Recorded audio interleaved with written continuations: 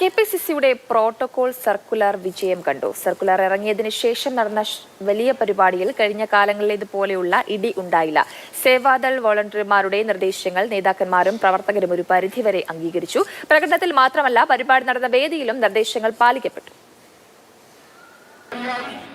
പ്രതിഷേധ പ്രകടനങ്ങളും ജാഥകളും നടക്കുമ്പോൾ മുൻനിരയിൽ നിൽക്കാൻ കോൺഗ്രസ് നേതാക്കളുടെ ഇടിയാണ് പതിവ് കാഴ്ച. അതിന് വലിപ്പച്ചെറുപ്പമില്ല. എന്നാൽ കോഴിക്കോട് DCC ഓഫീസ് ഉദ്ഘാടനവുമായി ബന്ധപ്പെട്ട് നടന്ന ഉന്തും തള്ളും കോൺഗ്രസിനുണ്ടാക്കിയ നാണക്കേട് ചില്ലറയല്ലായിരുന്നു. അതിനുശേഷം സംഘടനാ ചുമതലയുള്ള ജനറൽ സെക്രട്ടറി M. ലിജു ഒരു സർക്കുലർ പുറത്തിറക്കി. പിന്നാലെ ഇന്നലെ വൈകുന്നേരം നടന്ന പരിപാടിയിൽ നിർദ്ദേശങ്ങൾ ഒരു പരിധിവരെ നടപ്പാക്കാൻ കഴിഞ്ഞു. പ്രകടനത്തിന്റെ മുൻനിരയിൽ AICC ഭാരവാഹികളും KPCC ഭാരവാഹികളും മാത്രം. മുന്നിലേക്ക് കടന്നുവരുന്ന പ്രവർത്തകരെ സേവാദൾ വോളണ്ടിയർമാർ പിന്നിലേക്ക് മാറ്റി. തൊട്ട് പിന്നിലെ നിരയിൽ വിവിധ ബ്ലോക്ക് കോൺഗ്രസ് കമ്മിറ്റികളുടെ ബാനറും പിന്നാലെ പ്രവർത്തകരും.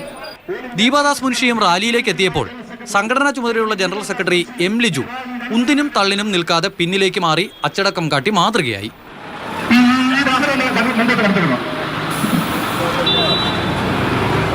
അച്ചടക്കം പാലിക്കണമെന്ന നിർദ്ദേശം ഇടയ്ക്കിടയ്ക്ക് മൈക്കിലൂടെയും മുഴങ്ങിക്കേട്ടു.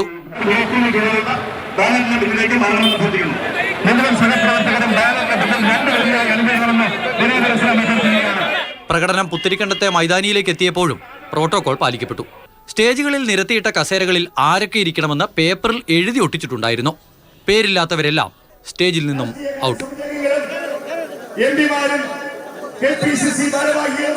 അനുവദിച്ചു നൽകിയിരുന്ന സമയത്തിനുള്ളിൽ നേതാക്കന്മാരെല്ലാം പ്രസംഗവും അവസാനിപ്പിച്ചു. പ്രവർത്തകർക്കും സന്തോഷം. അമൽ തേൻപറമ്പിൽ, മാതൃഭൂമി ന്യൂസ്, തിരുവനന്തപുരം.